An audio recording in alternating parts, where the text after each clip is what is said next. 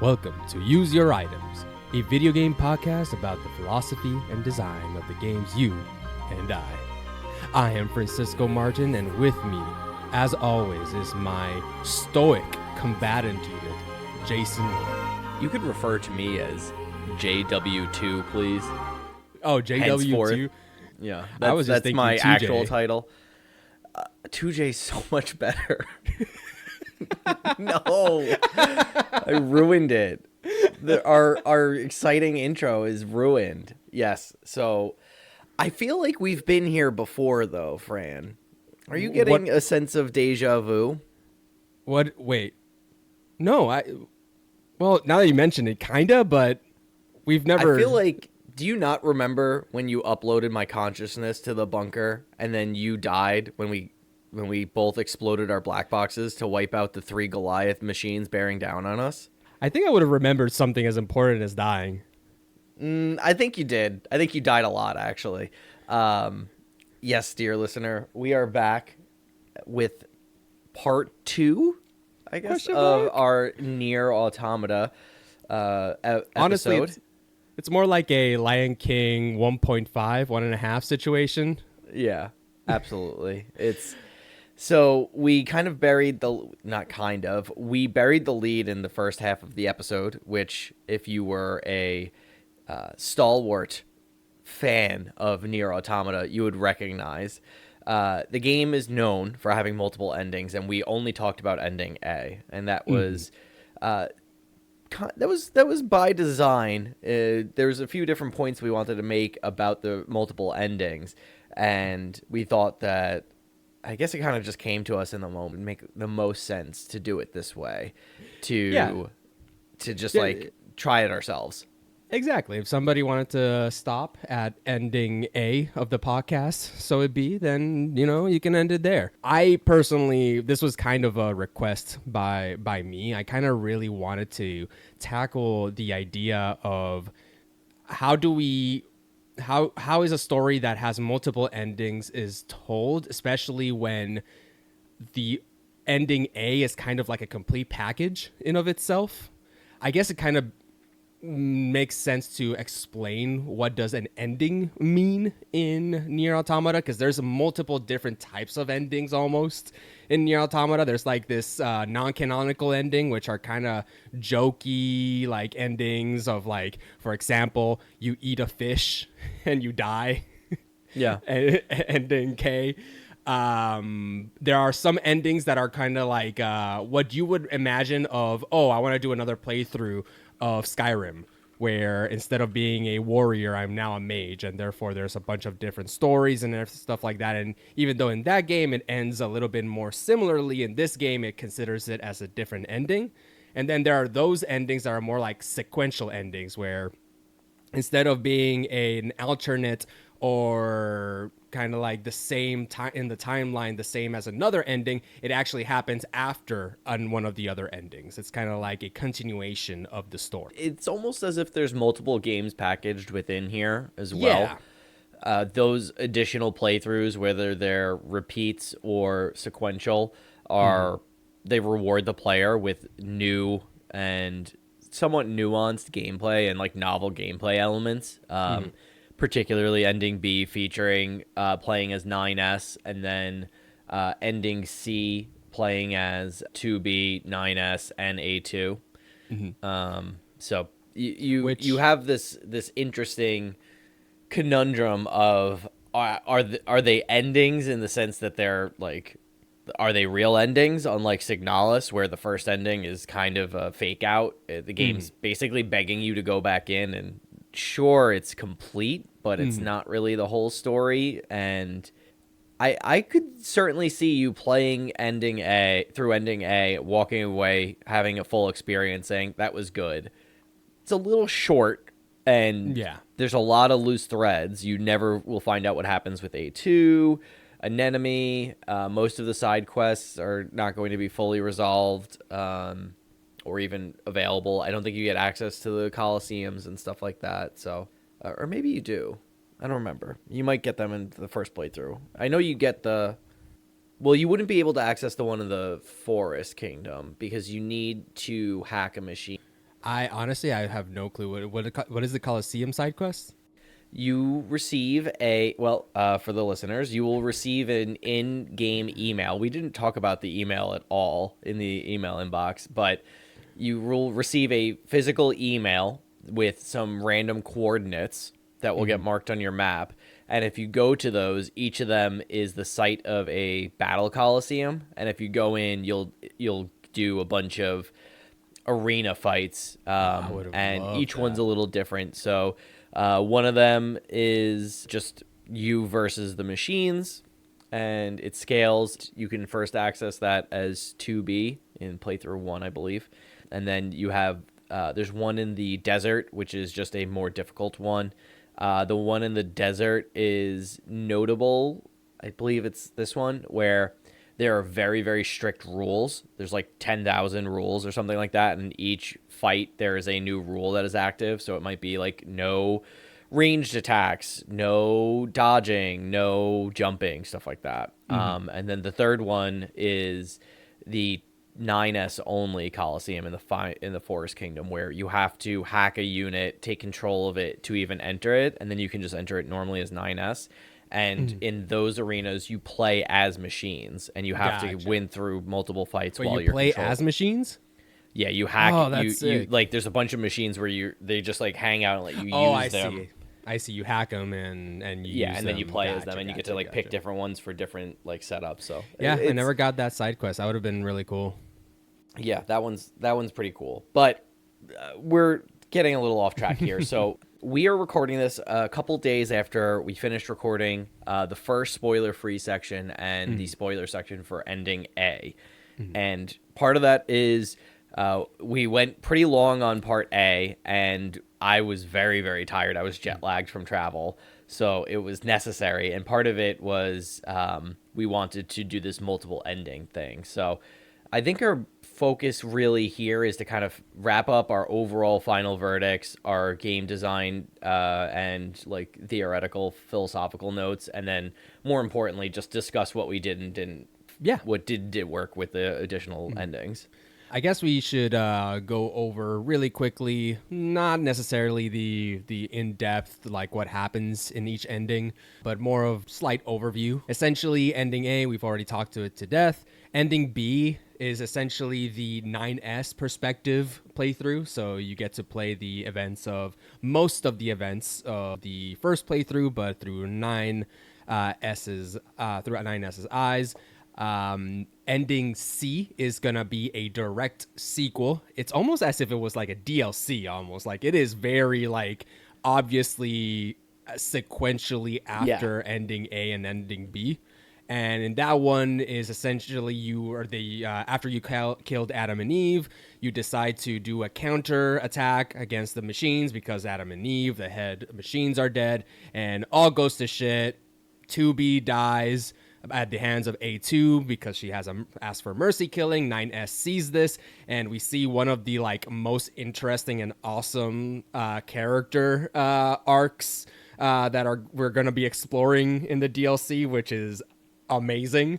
But we can talk about that a little bit deeper later. 9S thinks that A2 killed 2B for unknown reasons, and then you get to play as A2 and 9S for the rest of ending C, culminating on entering this like giant tower that is apparently a firing missile platform that's going to shoot. Oh God, we didn't even mention the most important thing about ending B. Ending B has practically is exactly the same as ending A, except for one difference. We learn that 9S discovers that humanity is extinct.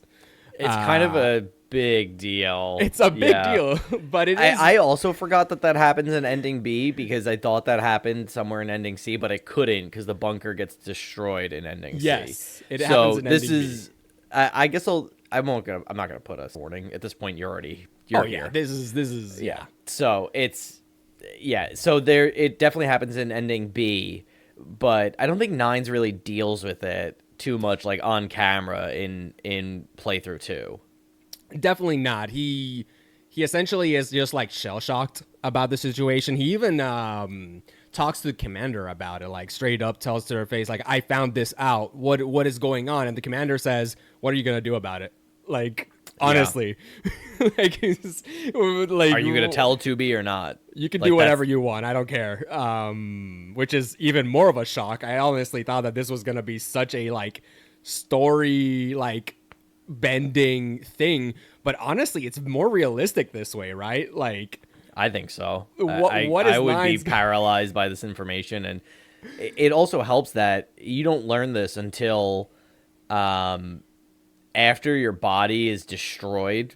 To like 9S's body is mangled by Adam, Yeah. and you get sent back to the bunker alone.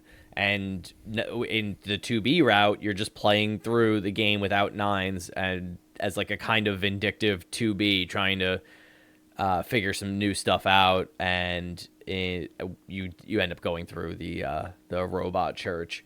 But Nines has to hack himself back awake, and that's how he finds this information out. So it's as soon as basically the information is discovered, and you have the conversation with the commander, there's really not a great opportunity to tell 2B except in like the middle of her trying not to die. Yeah, which is definitely not the time Yeah. to say maybe what you're doing is useless. Yeah.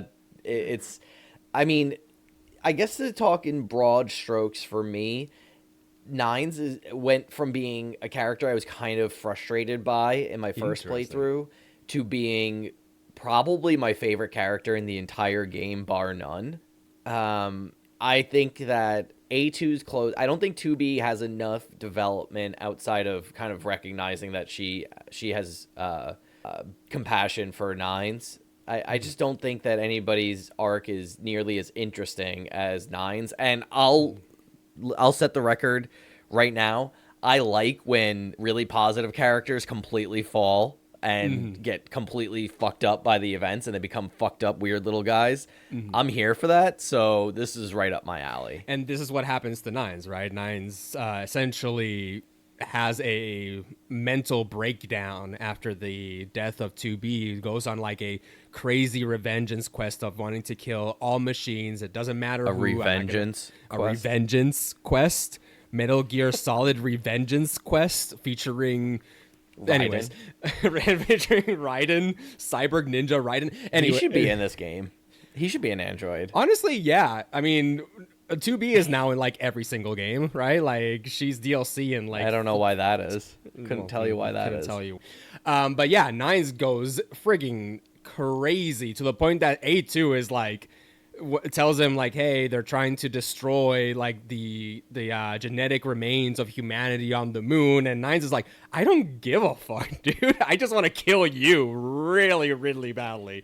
The end scene between 2B and Nines is so heartbreaking because A2 finally started to give a shit again, and half of that's Yes. probably because of 2B's weapon, which I'm just going to brush that entire hat that they hung that on aside. But yeah, just like A2 finally coming around to realizing like what her purpose is and what she cares about the most in the face of seeing her squad die again and again, and her like losing people that matter to her, and then finally finding her grounding and finding out that she cares about 2B and the androids, and her hate of the machines is not totally misguided, but it's not fully, she didn't fully understand it till the end. And then, Nines hitting her back with, don't you know we're not needed anymore? It's just like fucking, I got such chills.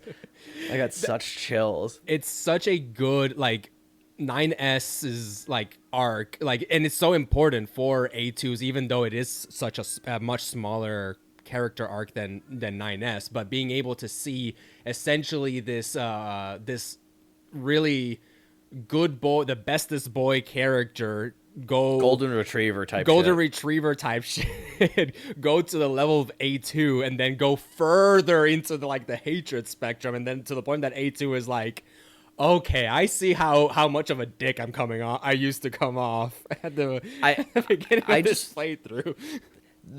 I was talking to Brian, who recommended this to us, Ori in the Discord, I think, and we were discussing like what we liked and didn't like about the game, and sort of what brought him to him putting it on the list. Actually, both the Brians did.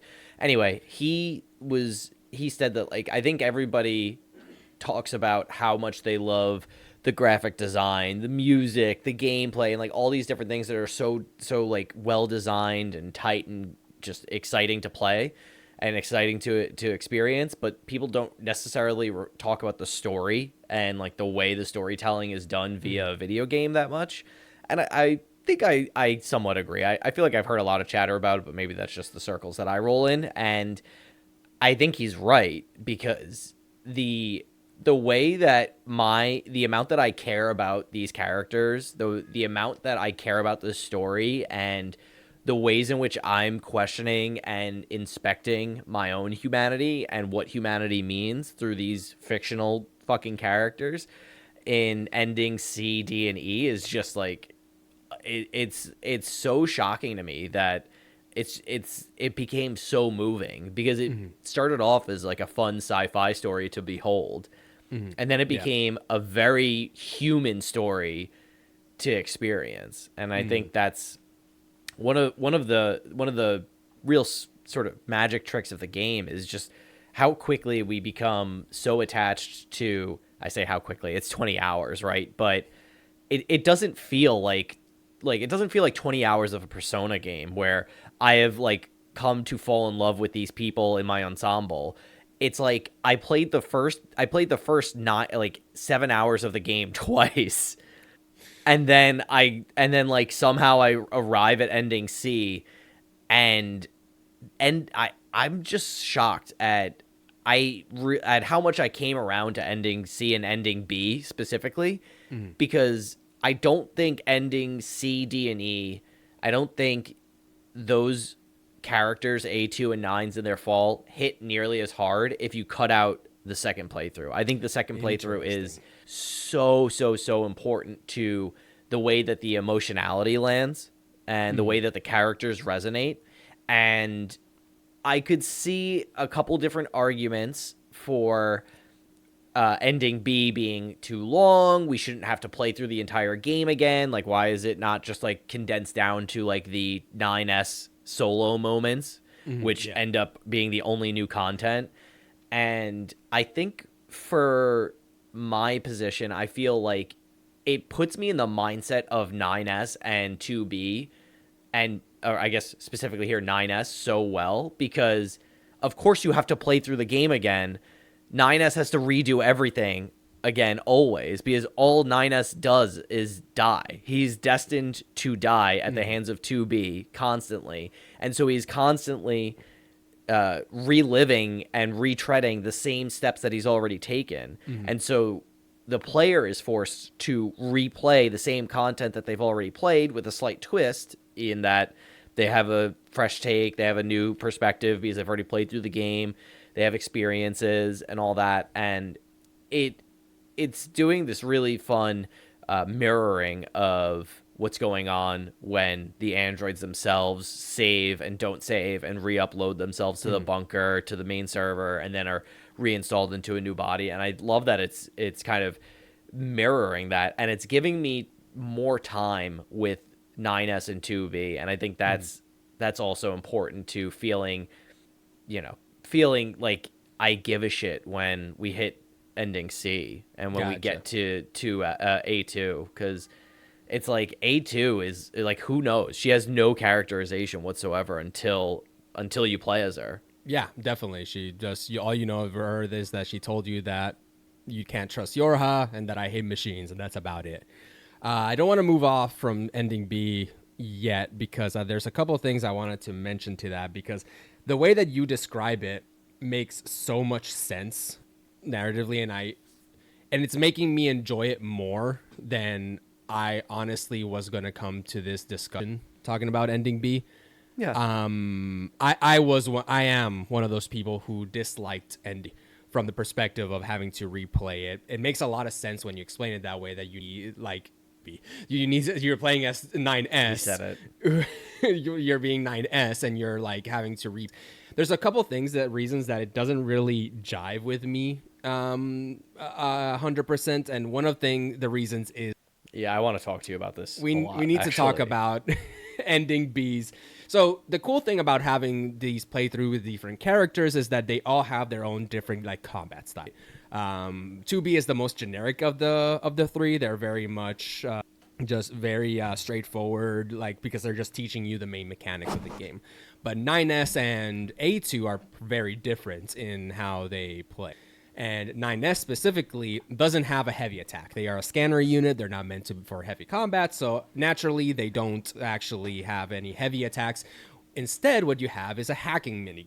And I personally did not like the hacking minigame. I was very disappointed to the point that I actually turned on easy mode just so that way I didn't have to so that whenever I did have to play the hacking mode, my character would auto evade all the bullets in the hacking minigame because I just did not enjoy it. And just to explain for those who don't know who are here, the hacking minigame is essentially kind of like the bullet hell shoot 'em up that we were talking about, the Ikaruga and all those things. But imagine it's very simplistic. Exactly. Strip down all the evades, all the super attacks. You only have 3 hit points of health, so it's like very, very scaled back.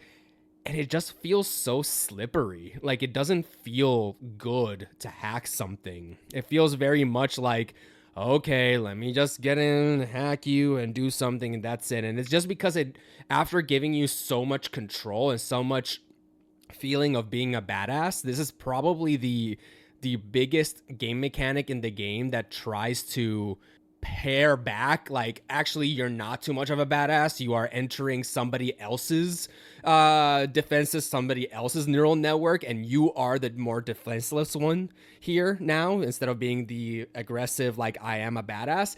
And it just doesn't work when it's tent-poled by these like bombastic I am awesome, oh no I'm weak, I am awesome, oh no I'm weak, I am awesome. And it just really does not feel fun in my perspective.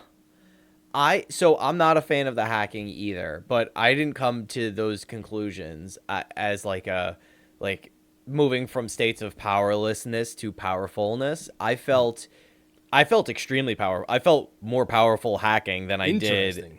Like, well, I didn't feel as cool. I didn't feel as excited. The outcome makes you feel powerful, but while you're in the hacking mode, I mean, while you're controlling your little arrow. I guess I felt slightly weaker than otherwise because of the 3 hits thing, but I also felt like, I don't know, like I'm like quartering or halving people's HP or one-shotting them for basically nothing. And it's not great.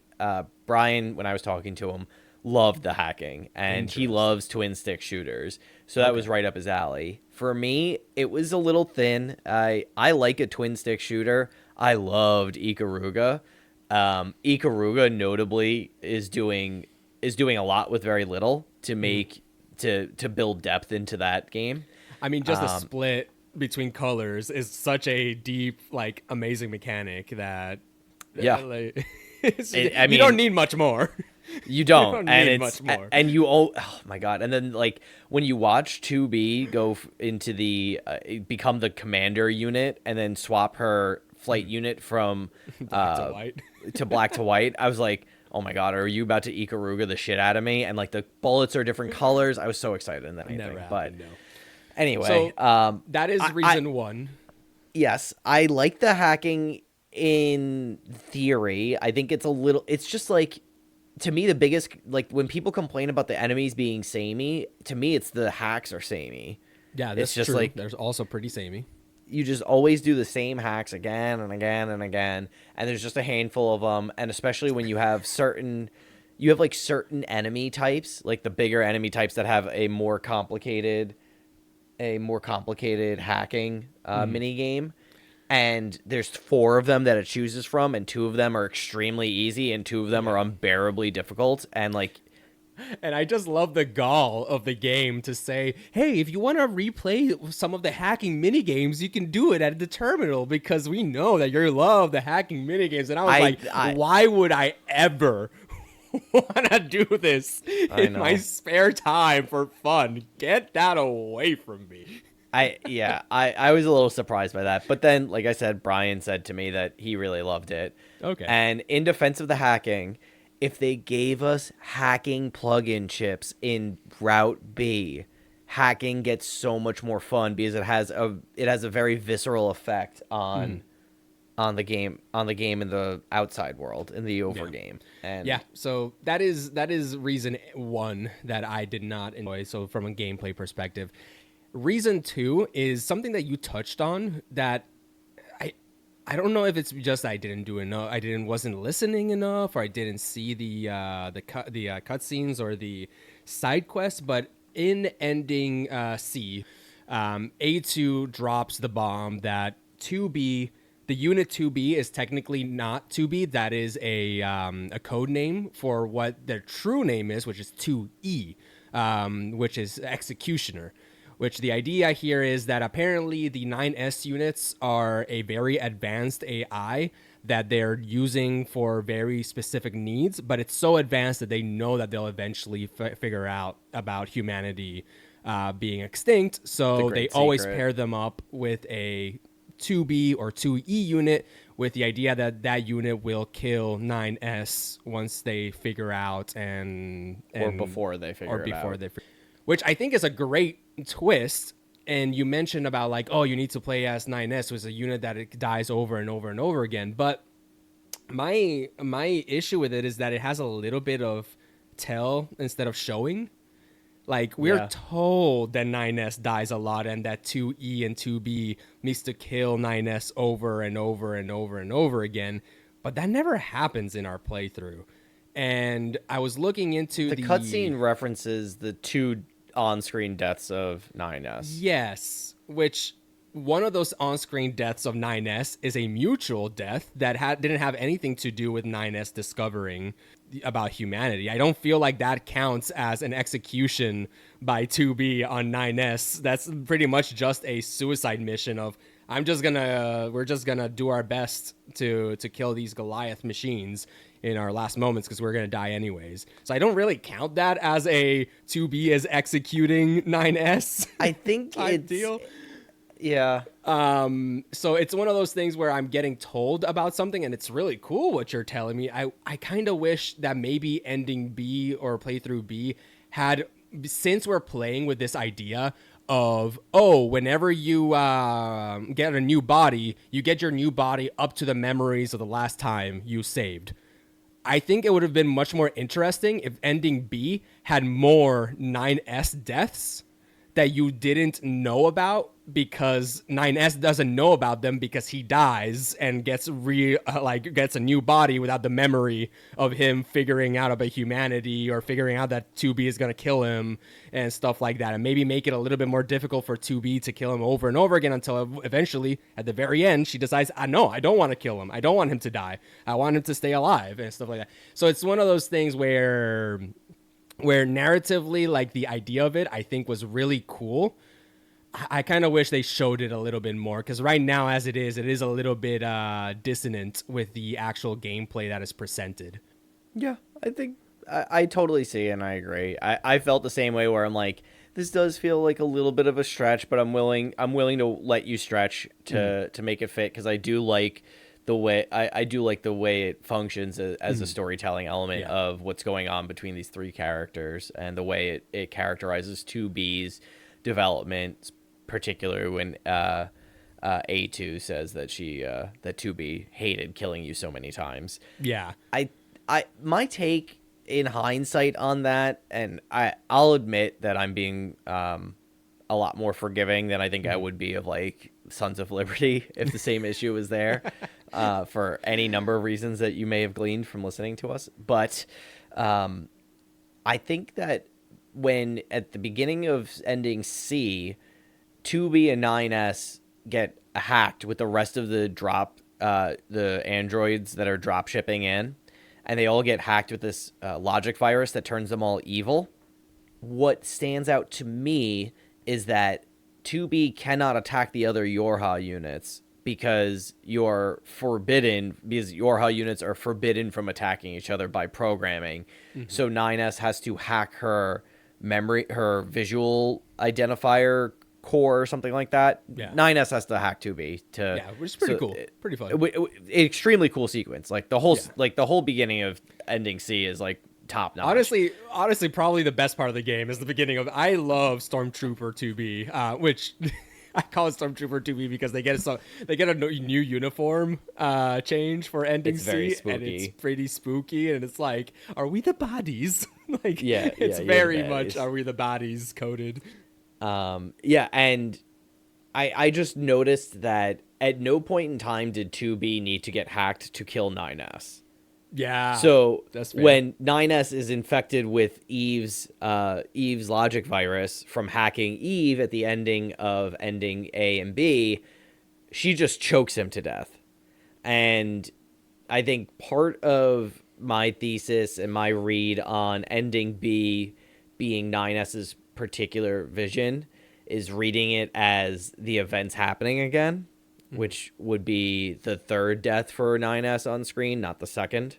Okay. Because it would be the story happening again. And if you actually start the game over again with your clear save and you have at least ending D, you don't need to have E. You can just start a new game and all of the characters, like all of like the enemy machines, just speak like angelic for some reason, and things get even weirder, which is like making me feel like each subsequent like time that I start a clear file, it's another instance of the thing happening again, and 2B is always destined to kill 9S. But I'm stretching here a little bit. I just think that as characters roll out, like 2B and 9S are just they're just like exactly what I want from my characters in an RPG.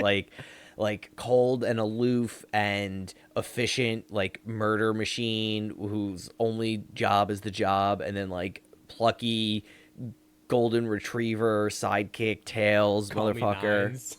Yeah, call me Nines. No, I won't. And I just love it. I wonder. So there's this. I had a. The more we talk about it, the more I talk with you, I'm coming around to the idea of like, oh, multi interest, because I'm gonna give you the not my hot take, but my initial reaction to the endings.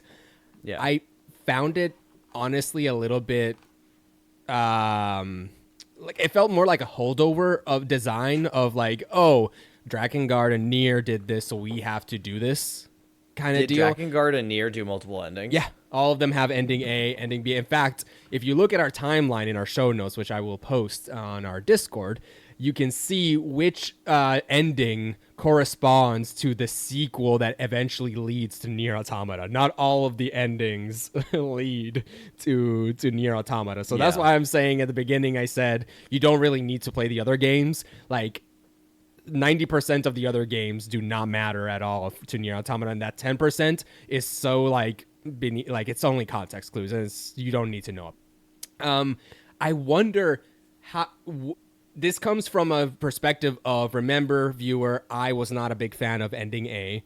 I did not like having to play it again for ending B, so it made me wonder, would this have been funner or better to just have it be more like Final Fantasy Remake or any other game in which you can switch between the main characters, and just make it so that, hey, you just press a button and you switch between 9S and 2B.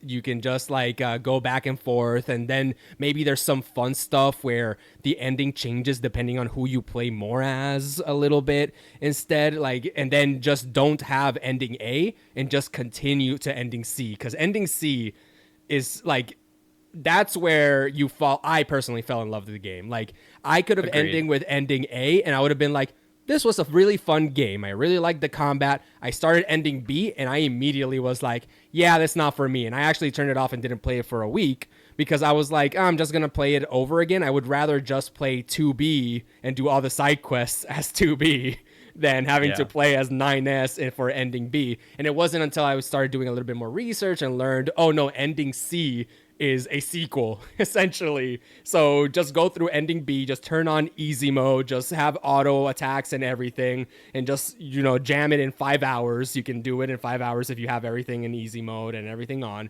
and you'll get to the good stuff, which is ending C. And that's how, so it makes me wonder, could we have, instead of ending A and B, just not have that? Just go to ending C. If you want it to be like, oh, we want to have a good ending for the player here, then just make it so that there is like the credits and then there's like an Avengers like end cutscene where you see everybody like arming up or whatever. And it's just like, now to play for ending C and D, which is essentially what happens after ending B. And after ending B, the game tells you there's more.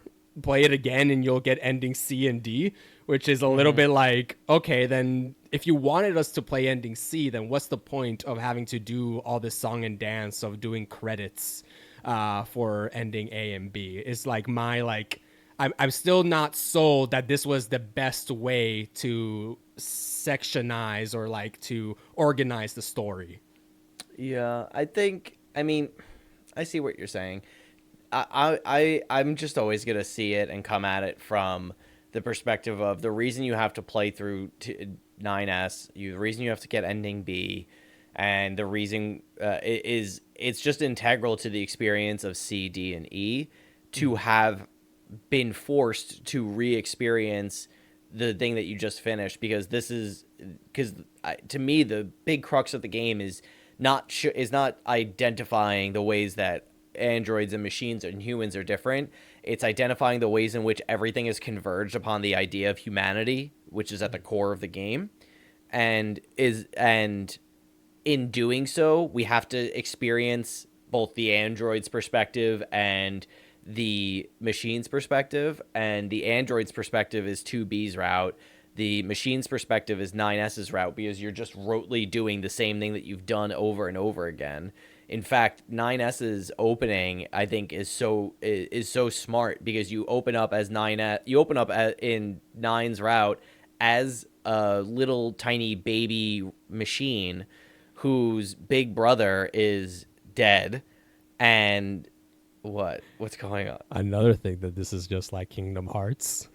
Stop! Shut up! I saw that, and I was like, bro, is this really Kingdom Hearts? How was I so on the nose on this, Kingdom baby? Hearts is light. But Kingdom Hearts, you play as a Heartless after what you think is gonna be the ending of the character. What?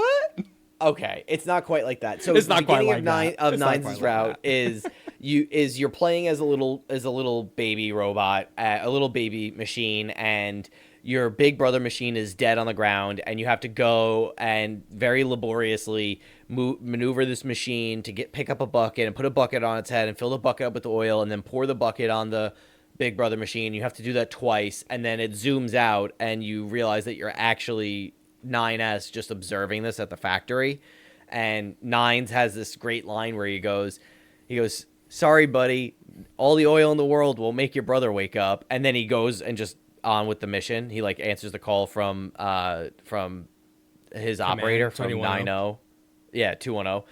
And yeah, from his operator 210. And I'm just, and like at the time I was like, this is so fucking stupid. Why am I doing this? And it's like so boring, and it takes so long. And it's like, well, all the oil in the world won't make your brother come back to life. Just like all of the time spent in Route 2 is not going to change the ending of the game. Like, you cannot redo this. Your actions don't have any impact.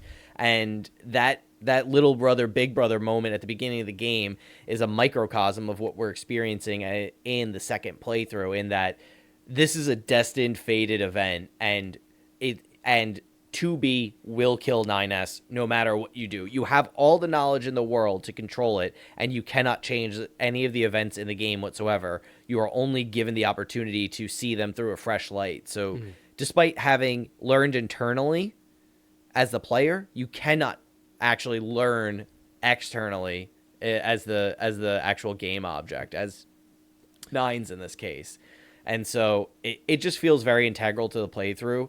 I recognize that from a game development or game design perspective, it's not very it's not super clean, but yeah.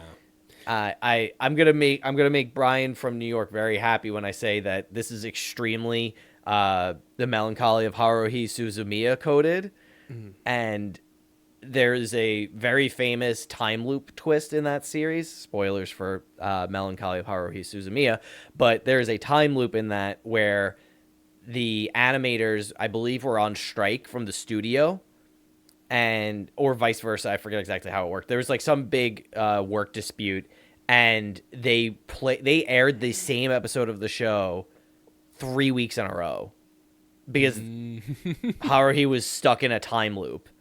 And at the time, it was like both genius and like suicide for the show. Yeah.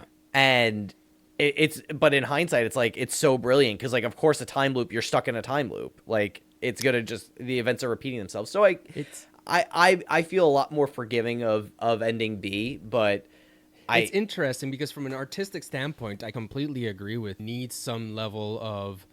there is some level of making the player feel something is integral to how video games as an art form tell their story. The big difference between video games and every other art form is the fact that in video games, you are you are a player, you are in the story, you are somebody who is part of the story, the telling process.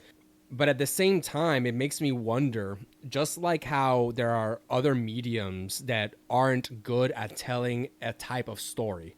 Like, for example, musicals work so much better in on the stage and in animation versus in live action. There's some good live action, musicals, but it is very much... You're talking about like a movie versus like a movie. like a live production on stage. Live production on the stage and stuff like that. And it makes me wonder if video games, it's okay for a medium to have a weak tool, and it's one of its angles is a little bit weaker than others, and I wonder if it is right for a video game to be boring or bad. I know that this is very reductive for this. There's some people who really enjoy ending B, but can a video game be boring and bad to tell the purpose of its story in a way that it will be beneficial to the story? And it makes me wonder, maybe that's just not the story that you're meant to tell in a video. That's a very interesting point. And that's why when I get to these type of things, like in this ending, where I'm like, man, I get what you're trying to do, but at this end of the day, I need to spend 5 to 10 hours on this. There's a very real physical cost that comes with telling a story like this. It's in a way, to, I guess, to reduce it a little bit further, you are asking a player to maybe waste their time and their effort, and that's not often the case. I mean, it was in the case of the Melancholy of Haruhi Suzumiya, where it literally wasted people. But I think, to me, saying that a game is not allowed to be boring to tell a story, or I guess to better state it, a game using boredom is not going to be an effective storytelling tool as a medium itself. I think that's a little I don't know. It feels like a little structural. Like, it feels like there's this idea that that games have to follow a particular set of rules to be effective games or to be good storytelling games, and boredom can't play into that. When in a lot of cases, the idea of being bored while playing a video game, if it's something that you can inculcate with the experience of a game being very exciting and fun to play, which I think this game is arguably doing, then it, to me, seems like we should be examining, like, what's boring about it. Like, why, to me, that almost feels like a commentary on, like, the idea of novelty and nuance being overvalued rather than quality of, like, repetition of quality gameplay, which is maybe what's going on. And to be clear, I'm not stating here that having boredom or having any of these things something that video games should. It's not part of my the development of video games. It is something, but it is something that A, I feel is worth exploring, and B, I personally don't have an answer. I might come out next year and be like, I've been doing research and stuff like that, and I think I don't think any medium should not do something. There are, going back to musicals, there are some really good movies that are musicals. Chicago, for example, Moulin Rouge, for another example of like a bombastic musical thing. Yeah. So I'm not saying that it can't be done. I'm just saying like you are fighting an uphill battle because you are playing outside of your medium.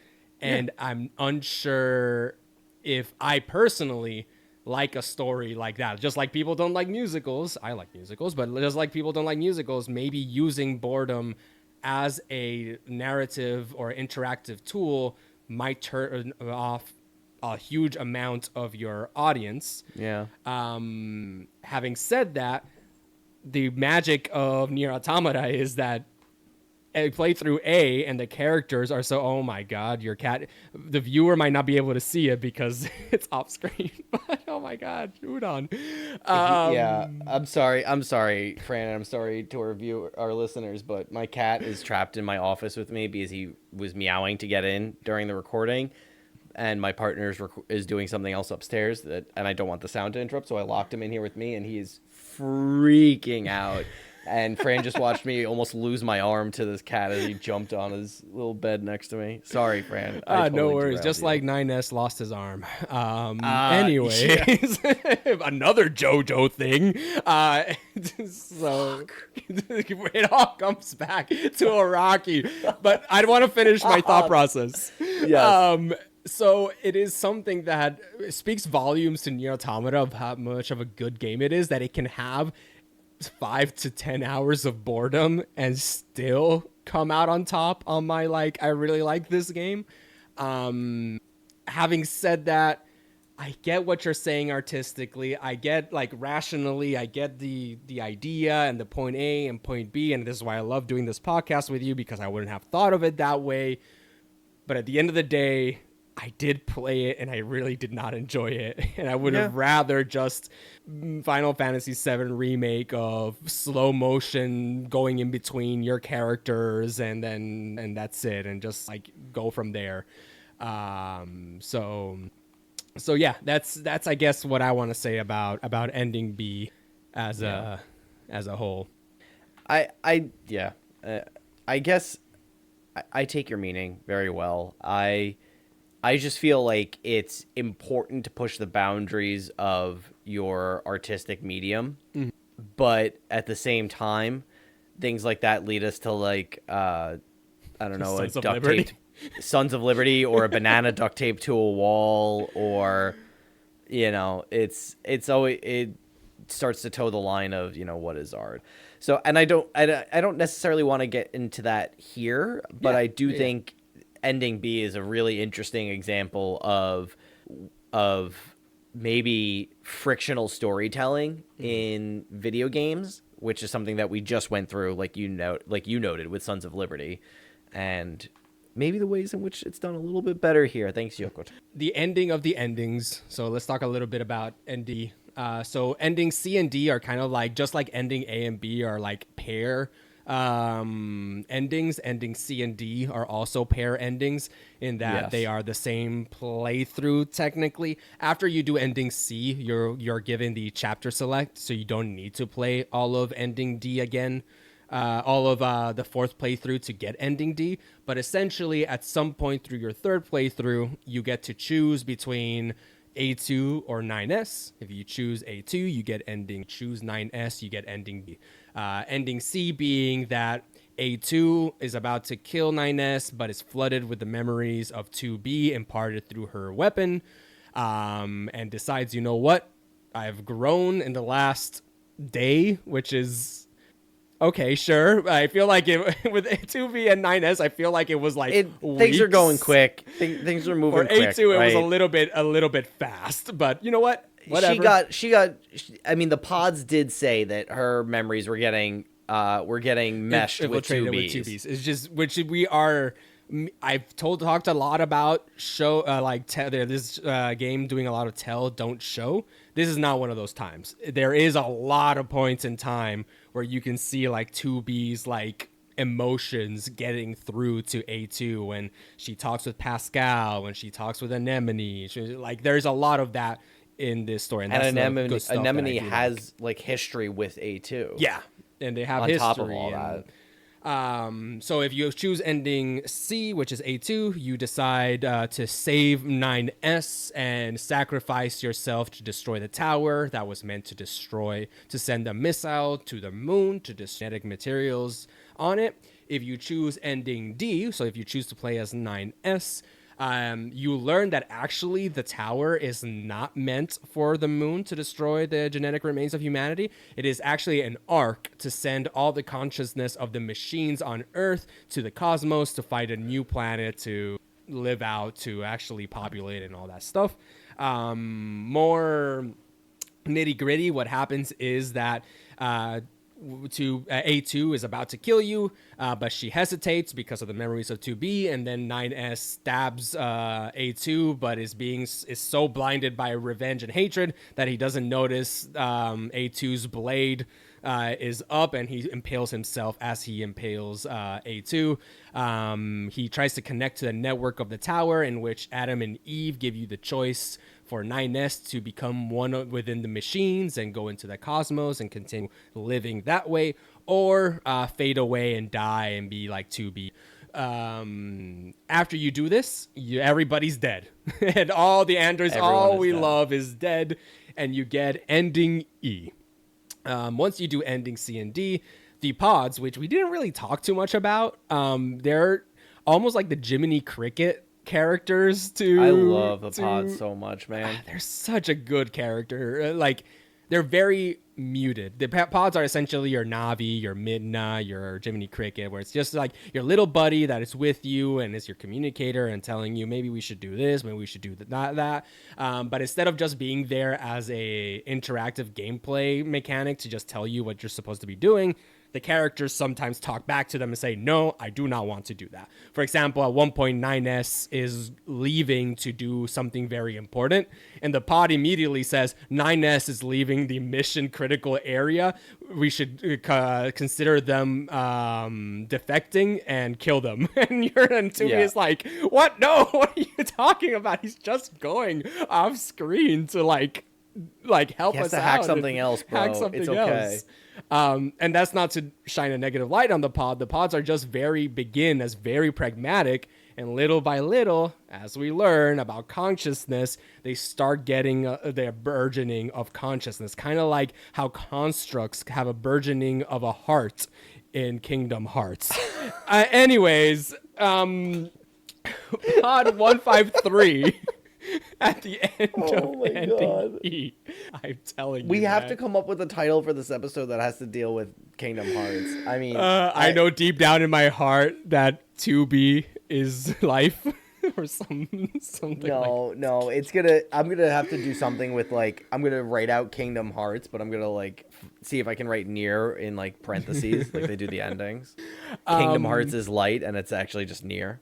Ending K and H, so at the end and ending E, the credits start rolling, and the pods, you can hear them talking to each other and saying, hey, now that the mission has finished, all androids have died and everything, it is imperative. Our programming has told us that we need to delete all data that has to do with Yorha and androids and everything. We do get rid of it and make it as if we never existed.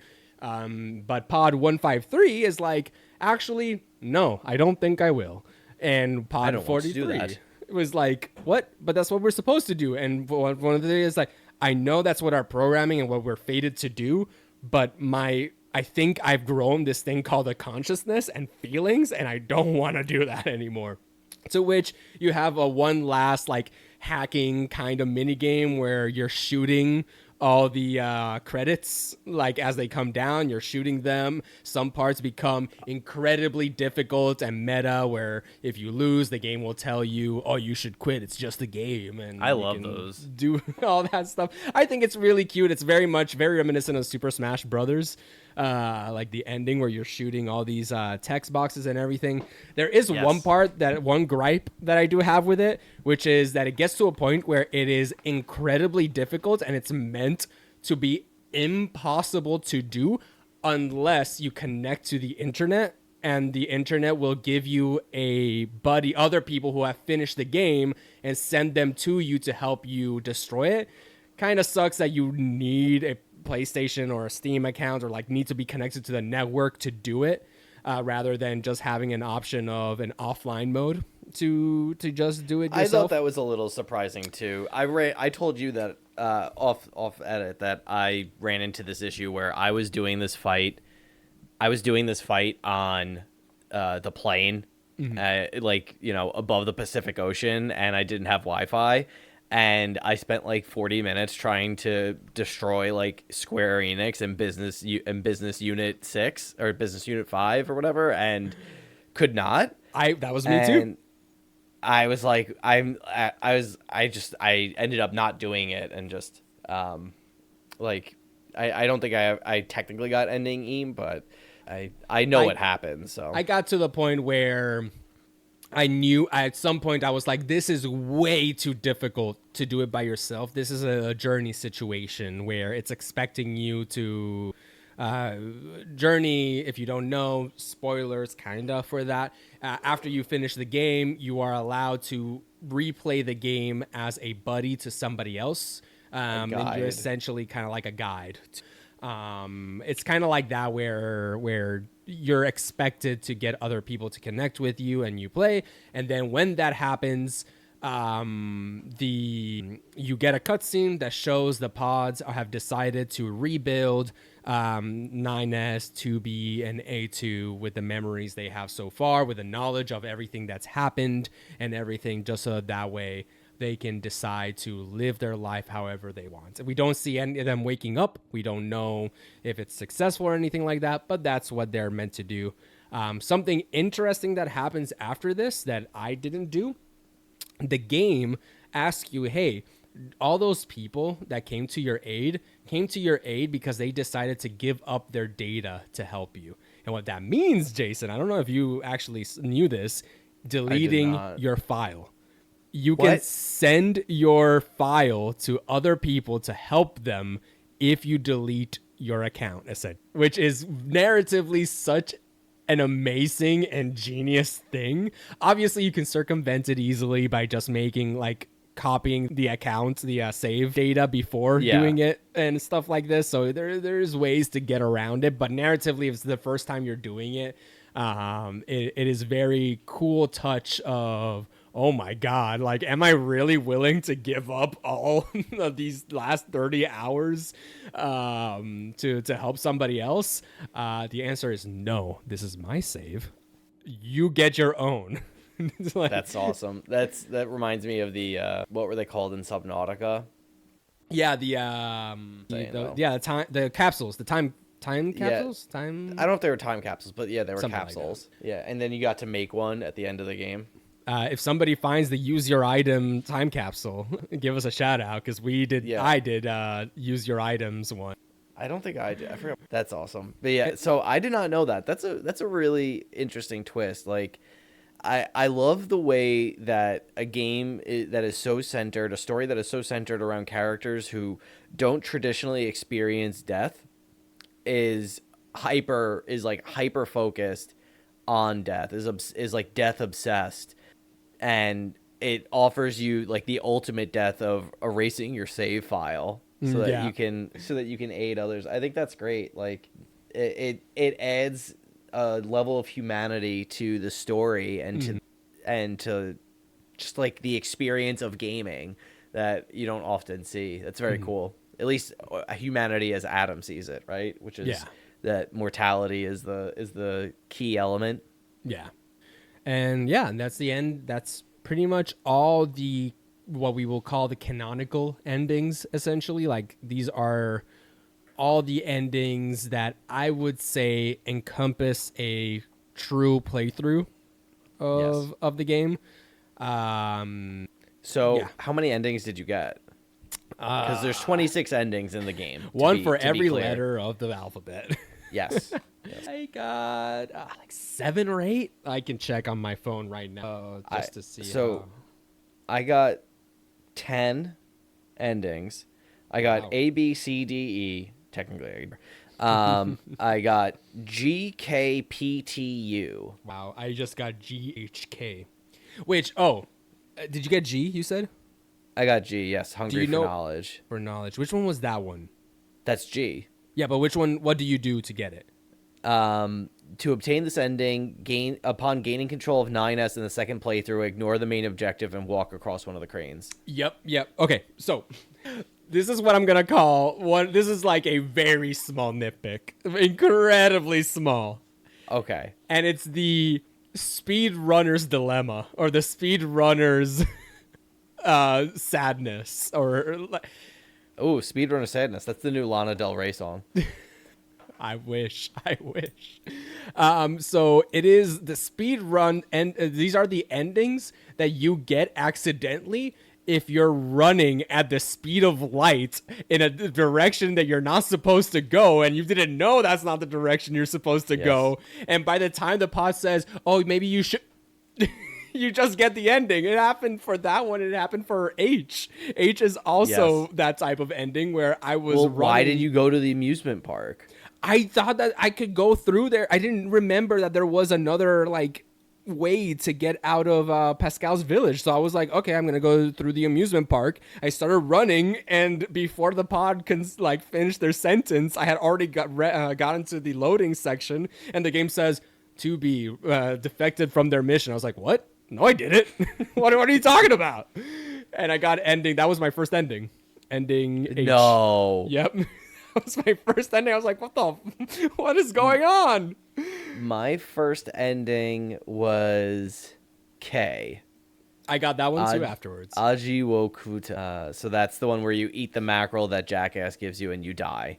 Yep, because the oils, the cod liver oil in the fish just congeals in your body to the point that that you die. But it's a really touching moment because 2B finally understands. Maybe it was so delicious that she finally understood humanity as she faded away. So funny. Then I also got P, that's corruption. That one I feel like most people probably get because that's the one you get when 2B's central nervous system is fully infected by the virus. Oh, at the beginning. And then she loses all sense of reason and then just roams the ruins until she dies because she's infected with the logic virus. So I had a lot of trouble with that because I kept getting beaten up by all those robots, and you can't jump very effectively. Yep. So it's very hard to navigate the center of the city ruins to get to the bridge. I think my chips were just good for that. I had the auto use your items chip equipped and auto heal. So I would get hit, but I would just my item would get used up and I would just recover whenever there were low walking. So I was able to just get there. Yeah, it took me a few tries to figure out the right way to do it. Which, by the way, really cool. I like the whole all your graphical and your HUD is glitching and all these different things. I'm like, that's sick. One of my favorite parts about playing through Nier is that there's so many little details that I feel like we didn't even touch on that just make the experience so unique and feel so fresh and just exciting. Lightning round. You get corrupted by the logic virus as 2B, and you have to stutter your way to go get killed by A2. That whole sequence is just really touching and moving. The same thing happening to 9S, but then he just grits his teeth, hacks it out of himself, and then continues to remain getting infected anyway because he put an infected 2B's arm on his arm. Mm-hmm. That was the JoJo reference, by the way, if you didn't catch it. It's actually a Metal Gear Solid reference. Oh, it's a Metal... Oh my god. And then I also really enjoyed that at the end of the game when you're playing, I believe when you're playing as 9S in ending D, if you hack A2, you have to hack her 3 or 4 times if you're just gonna hack her to death. Mm-hmm. And the last hack is there's a hack at the end. Okay. Did you do the hack that turns into the menu? No. Okay, so there's a hack at the end of the game. I'm positive it must be the one against A2 where it's this extremely long. It's either against A2 or it's the hack at the girl in red, and it's this extremely long hacking sequence. There's no timer on it, and like the terrain that you're moving through is like really weird, and it doesn't make sense, and it keeps zooming out and zooming out as you clear more and more of it until you realize that you're actually on the game's menu, like the main menu that you're like that you normally just leaf through that shows you like your level and all your other options, and you're shooting around all the like hundreds and hundreds of these enemies on the main menu, and you're hacking the menu.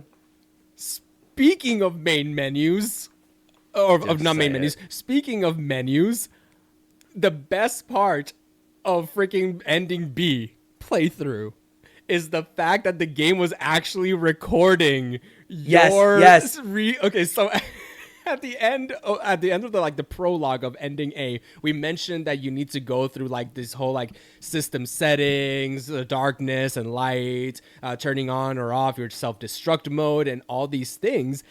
And I personally, being a little shit that I am, kept on saying, no, I don't want to self-destruct. No, I don't want to self-destruct, to see how long 9S, how many lines did they record of 9S saying, no, you can't do that, ma'am. Funny joke, and all these things. And so when you go to ending B and you get there again, it happens again, but it's a recording of you having done it. And at first I was like, is this an actual recording, or are they just going through like the critical path and that's it? And then it gets to the part where he's saying over and over again, no, it's the exact same stuff that I did. And I was like, oh my God, this is genius. It's so smart. It's like troll yourself, kid.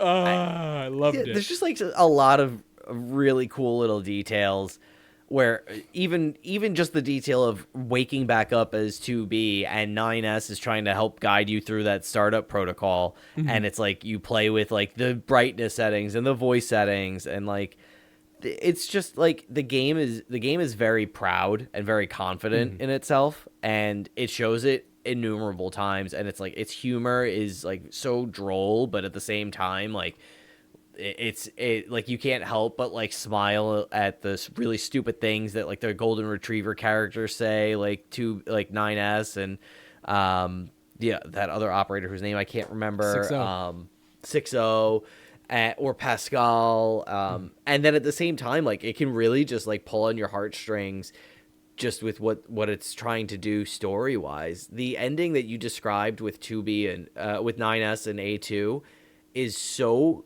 gut-wrenching. It's so visceral. There's so much blood.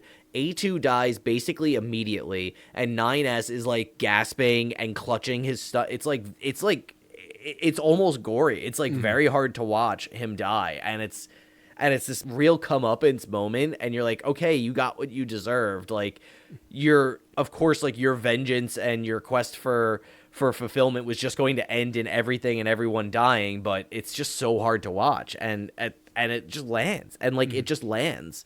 It lands really well. I will say, for some viewers who are very nitpicky as me, this game does not animate mouth movement to match the English dubbing. It does not. And there are some awkward, like, get you out of the moments, like, you did not say that at all, bro. So I don't know if you're allowed to change it to Japanese with English subtitles, but if you're somebody who that will bring you out of the moment hardcore, maybe explore that option, because I did notice a couple places where it's like, I wish I closed my eyes to hear that voice line because you definitely did not say that. But that's super nitpicky. That is not. I'm not holding that against the game at all. No, I get it. I understand. It's definitely something that can pull you out. I didn't really notice too much of an issue. I thought the voice acting was phenomenal. Oh, voice acting is phenomenal.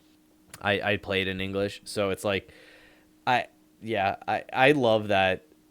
Like there's just so much going on in Nier, and it's a game that I look forward to replaying in the future. And I don't think I've said that about a lot of games that we've covered. I can think of a few Undertale, Subnautica, stuff like that, but I'm I really impressed by art. Like, I don't know. I'm really happy that we took a lot of time with this one yeah. because it deserved it, and I'm just like I feel like we're better at what we're doing because we've played this game. Yeah. Like I don't know. I haven't felt that way about anything except for like Undertale. Gotcha. For me, it is definitely a game that I'm looking forward to replaying, but not on the PS4. I think that there's small quality of life elements that probably the PC Steam version has a workshop or mods that fixes some of the issues that I have, like the plugin chips UX being kind of clunky. Oh yeah. I'm sorry. I know we're use your items, but other than healing items that my auto chip used, I didn't use any of the items because Oh, they were just, they probably were very powerful, but the fact that I needed to open up my menu and go to the menu to then select to use the attack up item, and that the attack up item only worked for 15 seconds if it's like the medium one and 30 seconds if it's the large one, just seemed like I don't want to be opening up my menu every other minute to turn these things on and to use these items. So I just ended up not using those items because it was just a hassle. No, But I think that's fair. but I think that that's something very easy to solve. Like, I wouldn't be surprised if there is a mod or something like that that just says, hey, you can keybind item usage to I or O or whatever on your keyboard, or your plugin chips auto optimize every time you put unequip or equip a plugin chip. Because as is, I did not like the optimization system. The plugin chips felt like honestly, the plugin chips felt like there should be a little bit more Resident Evil inventory management with them, and instead it's like I don't get to like get creative with how I'm slotting these chips together. The only creativity I have is in the chips that I'm choosing, which I think is great. Yeah, I like what the chips add to the game. Yeah, but the selection of chips is great. And I loved the chips. My usual build was the auto heal, auto item, and everything else was attack oriented and attack range not attack range oriented as in the pods attack, but like shockwave. It's an attack that every time you attack, you do like a Link, Legend of Zelda, like beam, sword beam attack, stuff like that. When I was at A2, taunt, I got so many game overs in A2's playthrough because she has a chip. Well, yeah, you get the taunt chip pretty early in 2B's route. Yes, but I didn't realize what it was until the game does this weird thing where it doesn't teach you about game mechanics that you can do until it actually becomes very important to the character that you're playing as. Apparently you can taunt throughout the whole game. It just so happens I was not able to do it except as A2. Yeah, exactly. Apparently, as everybody else, the way that you do it is you have to flash your flashlight at them, and their AoE is much further away. So you have to turn off and on your flashlights a bunch at a bot, and it would taunt them. With A2, it's super easy. You just press and hold square, and you can taunt machines. And there's this chip that gives you 280% attack power, but also gives 280% attack power to the enemy you've taunted. Yeah. And God, that was such a feast or famine, and I just love that. It just, like, you can kill them so quickly, and you feel like such a badass, with the caveat that you will die a lot of times, because you'll get one shot by a Goliath. It's like, well, that was my fault. I taunted them. Whoops. But going back to the chips UX, just to explain it to those who haven't played the game, it's kind of like in a lot of games where you have like this AP, like ability points, and you only have X amount of ability points to use on these things called chips or abilities. Except that in this game, it has kind of like this mechanic of, imagine a pancake stack, right? Where you have every ability, you put it on a stack of pancakes. And then whenever you remove ability, you take away the pancake, but those pancakes on top of it stay floating in midair. So now, if you want to add another ability, you need to get another ability that fits that slot. And you might say, okay, well, that's like a mini game, right? Like, now you need to know the sequence of how you're going to do things. But no, you can just press back, go to optimize, and it'll then like bring down the pancake stack to make more space for later on. And there are no chips that talk about, ×2 efficiency on the chip above it or anything like that. So the positional system of this chip, it just makes has no reason to exist, really. It feels like it was developed early and they just kind of left it. They just kind of left it. I kind of wish or that very it late, was, I guess. Yeah, I kind of wish that it was a little bit more thoughtful, especially when you get to the third ending. There's an unfortunate point in the game there's a fun part in the game where you choose to go between 9S and A2 back and forth. And there's chip loadouts. Awesome. I can quickly chip loadout to my 9S chip loadout. This is so annoying. A2 chip loadout. Cool. Awesome. I can do that. Problem is, that's good whenever you have like lulls in gameplay and you're choosing between the two. But once you get into the tower, the game starts forcing you going back and forth. It does a Kingdom Hearts Dream Drop Distance thing where you go back and forth between the two characters. And one of the characters is doing aerial digital combat, which doesn't allow you to open the menu while you're in that. Oh my god, that's right. You can't switch the loadouts, and therefore now you're either stuck with an inefficient. You now are forced to create a halfway loadout between the two that works for them both, or you just decide, you know what? No hacking chips for 9S. I'm gonna just do only A2's chips and 9S be screwed. So there's a lot to be said about the chips and the UX and how there wasn't as much thought as I would have liked to put into it, because as an idea, I would have gotten so much, and you can upgrade chips and you can do so much stuff with those I love chips. the chip It's system. a great system, except the use of it or the setting up of it is so painful that I think I didn't use it as much as I would have Like, I used it a lot, but I would have used it a lot. I would have this is my whole life. It's like materia system in Final Fantasy 7. As a complete side note, this is why I feel like you would love Monster Hunter games, because they're obtuse. Like, the armor system is so obtuse and the skill system is kind of obtuse, but you get so rewarded for digging deep into it. And I get a lot of what Monster Hunter does with its equipment in the chip system, mostly because of the way you upgrade stuff, and you can combine chips to change their costs, most importantly, which has a very real effect on how many chips you can have equipped. And so it's a total side note, but it just made me think of Monster Hunter. I like the chips too, but I have to agree, it was a little frustrating. I think what I like the most about the chips is all of the default operating system chips that you're forced to play with. There is an ending where you just take out your operating system and you die, and that's ending U, I think, or T. Anyway, you have all these things that it's your mini map, your save points, fishing spots, enemy data. Very important. Listen, I did a lot of fishing in the game. Did you actually? It was great. Yeah, I love fishing in video games. I usually like it too. Wait. But I just was not as engaged with it. Yeah. And those chips also do a really good job. Those operating system, not the operating system, but those chips do a good job of changing, setting the stuff how you want to play. For me, for example, I don't really enjoy if you have an HB bar on top of the character and you're having a lot of damage happening per second. I'm not a big fan of the MMO idea of just showing the numbers a lot that this game has by default. But hey, that's a chip. I just removed that chip and I was like, okay, cool. I don't need to see it anymore. It's a great way to actually make changing your in-game settings part of the game rather than a menu. Yes. So I give it a ton of props for that. And I was mentioning it to a friend while we were prepping that I love, as you develop your skills in the game and your comfort with the game, you can start to peel back stuff that is maybe a lot more important. Do you need the mini map?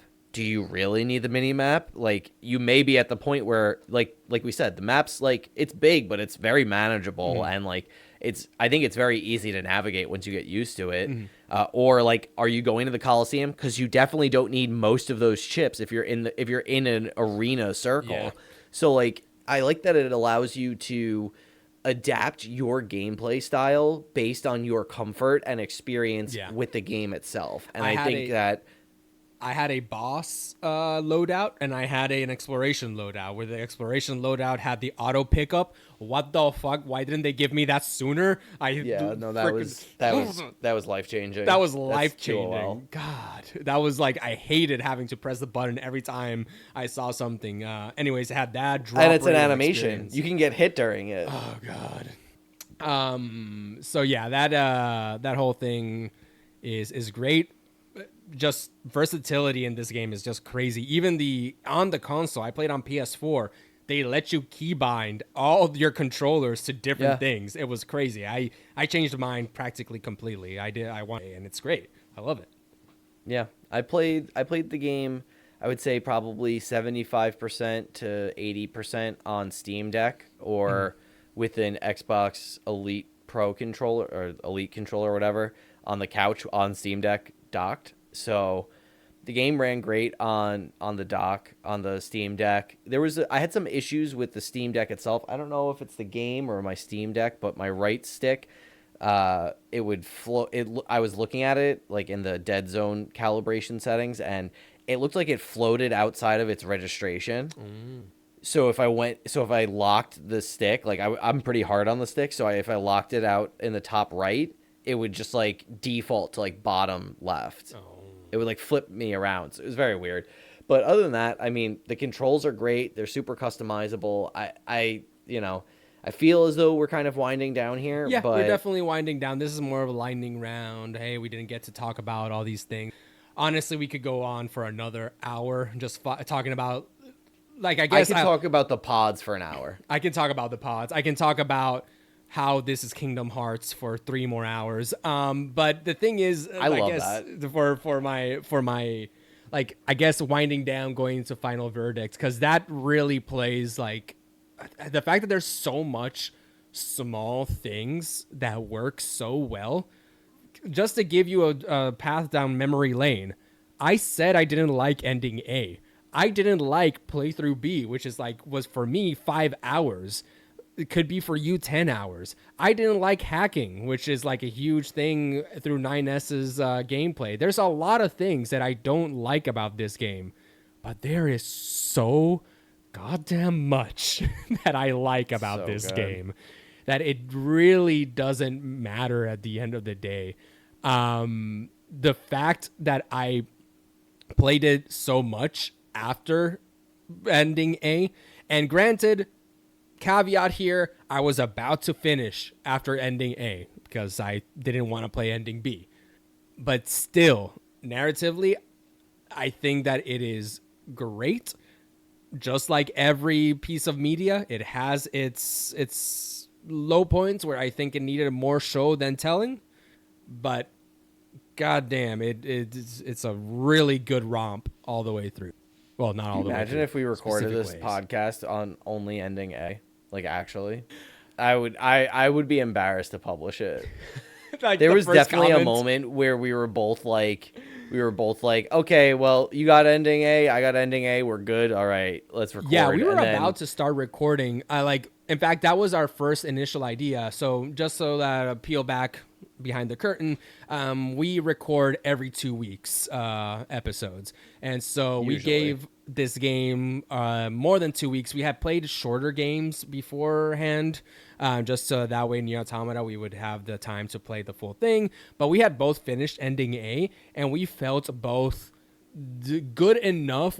Personally, I felt like I understand it. I love the game. My thesis was going to be, I love the gameplay. The story could have been better, period. And that was it. Wow. But then, God, ending C and like everything else happens, and Devil and Popula, which we haven't even mentioned. Who are they? What are they doing? And Mio, who are you? Why do you have memories of a human? What is going on? Like, it just really goes to show that you can have a very flawed piece of work and still have it be amazing. Yeah, it's true. I mean, I don't think there's any perfect games out there, and if there are, this is certainly one of them, in my opinion. I love so much of what it's doing. I think if I were to consider games that I played in a year for Game of the Year, this would probably be my Game of the Year. Well, unfortunately, as we said, Breath of the Wild was this year, and I know. Yeah, I know. On Into the Aether, they do Go Toys, right? They do Game of the Year of other years. And this would certainly be a game that I played in 2024 that is not from this year that I love to death. This would probably be mine to use their terminology, but I just can't say enough about it. It really shook me how quickly I fell in love with it, because I truly thought that I knew what the team was doing here, what Yoko Taro and his team were doing here, and it absolutely struck me as probably one of the best science fiction stories I've experienced in quite some time. Novels and movies and stuff like that included. I cannot recommend it enough, and I cannot recommend picking it up enough.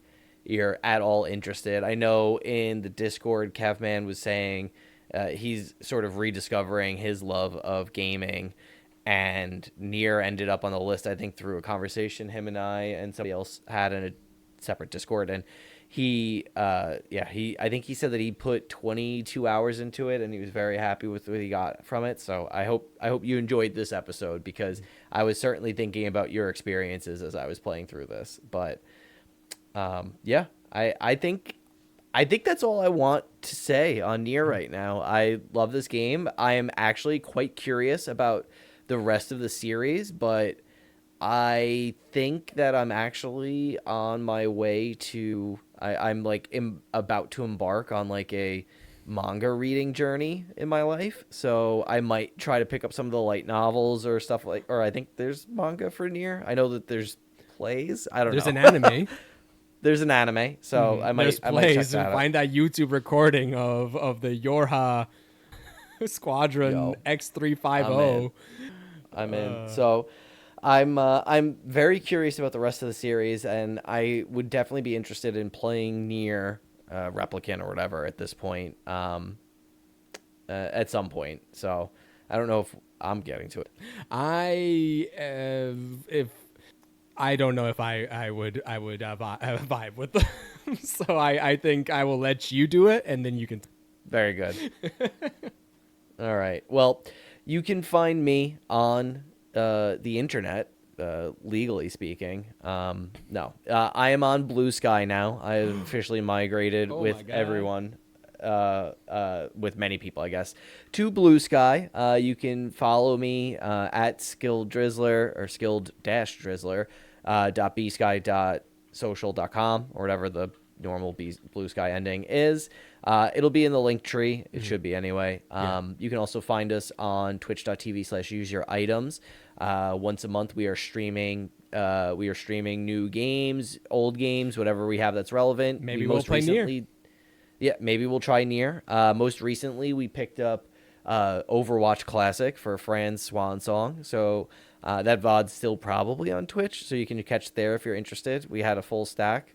And our next game, I don't know. Who knows? Marvel Rivals comes out in our timeline. Ooh, that would be tomorrow. A good one.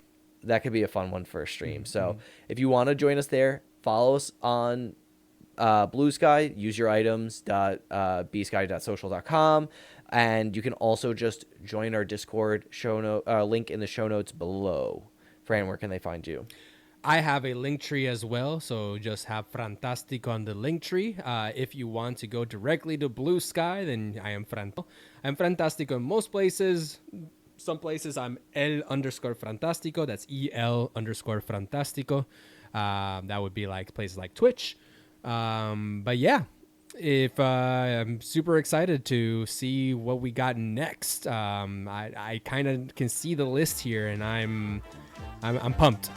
I really do feel like Nier Automata really like rejuvenate my excitement. So yeah, me too. So yeah, and with that, don't forget to use your items.